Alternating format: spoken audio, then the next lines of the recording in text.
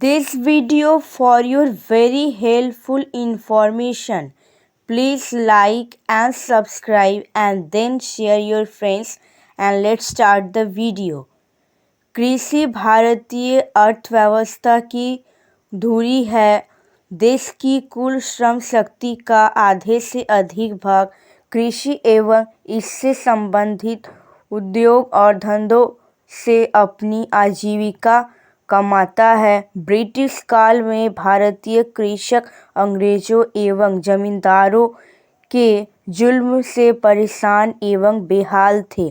स्वतंत्रता के बाद उनकी स्थिति में काफ़ी सुधार हुआ, किंतु जिस तरह कृषकों के शहरों की ओर पलायन एवं उनकी आत्महत्या की खबरें सुनने को मिलती है, उससे यह स्पष्ट होता है कि उनकी स्थिति में आज भी अपेक्षित सुधार नहीं हो सकता है।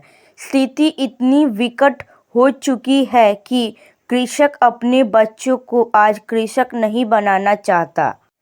भारतीय कृषक अत्यंत कठोर जीवन जीते हैं।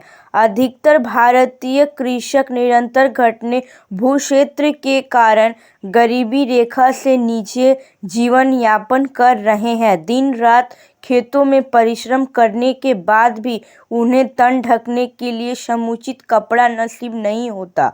जाड़ा हो या गर्मी, धूप हो या बरसात, उन्हें दिन रात बस खेतों में ही परिश्रम करना पड़ता है।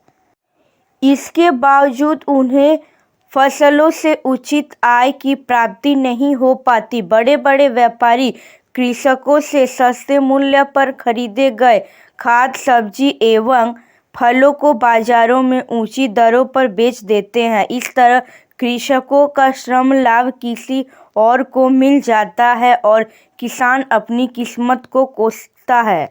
किसान की ऐसी दयनीय स्थिति का एक कारण यह भी है कि भारतीय कृषि मानसून पर निर्भर है और मानसून की अनिश्चितता के कारण प्रायः कृषकों को कई प्रकार की कठिनाइयों का सामना करना पड़ता है। समय पर सिंचाई नहीं होने के कारण भी उन्हें आसान रूप फसल की प्राप्ति नहीं हो पाती। ऊपर से आवश्यक उपयोगी वस्तुओं की कीमतों में वृद्धि के कारण कृषकों की स्थिति और भी दयनीय हो गई है तथा उनके सामने दो वक्त की रोटी की समस्या खड़ी हो गई है। कृषि में श्रमिकों की आवश्यकता साल भर नहीं होती, इसलिए साल के लगभग 3-4 महीने कृषकों को खाली बैठना पड़ता है। इस कारण भी कृषकों के गांव से शहर की ओर पलायन में वृद्धि हुई है। कृषकों को वर्ष के कई महीने खाली बैठना पड़ता है क्योंकि साल भर उनके पास काम नहीं होता। इसीलिए ग्रामीण लोगों को गांव ही रोजगार उपलब्ध कराने के उद्देश्य से राष्ट्रीय रोजगार गारंटी अधिनियम के अंतर्गत वर्ष 2006 में राष्ट्रीय ग्रामीण रोजगार गारंटी योजना का शुभारंभ किया गया।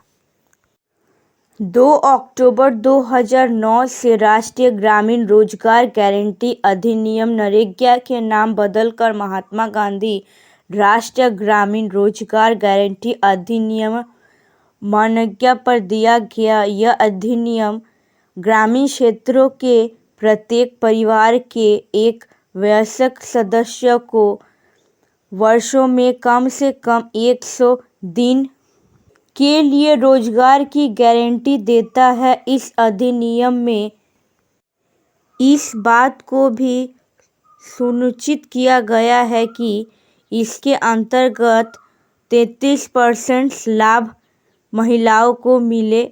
इस योजना से पहले भी ग्रामीण क्षेत्र के लोगों को रोजगार प्रदान करने के लिए कई योजनाएं प्रारंभ की गई थी, किंतु उनमें भ्रष्टाचार के मामले अत्यधिक उजागर हुए। अंत इससे बचने के लिए रोजगार के इच्छुक व्यक्ति का रोजगार कार्ड बनाने का प्रावधान किया गया। कानून द्वारा रोजगार की गारंटी मिलने के बाद न केवल ग्रामीण विकास को गति मिली है, बल्कि ग्रामीणों का शहर की ओर पलायन भी कम हो गया है। कृषकों को समय समय पर धन की आवश्यकता पड़ती है। साहूकार के लिए गए ऋण पर उन्हें अत्यधिक ब्याज देना पड़ता था। कृषकों की इस आवश्यकता को ध्यान में रखते हुए उन्होंने साहूकारों को शोषण से बचाने के लिए वर्ष 1998 में किसान क्रेडिट कार्ड योजना की भी शुरुआत की गई। इस योजना के फलस्वरूप कृषकों के लिए वाणिज्यिक बैंकों, क्षेत्रीय ग्रामीण बैंकों तथा सरकारी सहकारी बैंकों से ऋण प्राप्त करना सरल हो गया है। कृषि भारतीय अर्थव्यवस्था की रीढ़ है, इसीलिए अर्थव्यवस्था में सुधार एवं देश की प्रगति के लिए किसानों की प्रगति आवश्यक है। केंद्र एवं राज्य सरकार द्वारा प्रारंभ की गई विभिन्न प्रकार की योजनाएं एवं नई कृषि नीति के फलस्वरूप कृषकों की स्थिति में सुधार हुआ है, किंतु अभी तक इसमें संतोषजनक सफलता प्राप्त नहीं हो सकती है। आशा है विभिन्न प्रकार के सरकारी प्रयासों एवं योजनाओं के कारण आने वाले वर्षों में कृषक समृद्ध होकर भारतीय अर्थव्यवस्था को सही अर्थों में प्रगति की राह पर अग्रसर कर सकेंगे।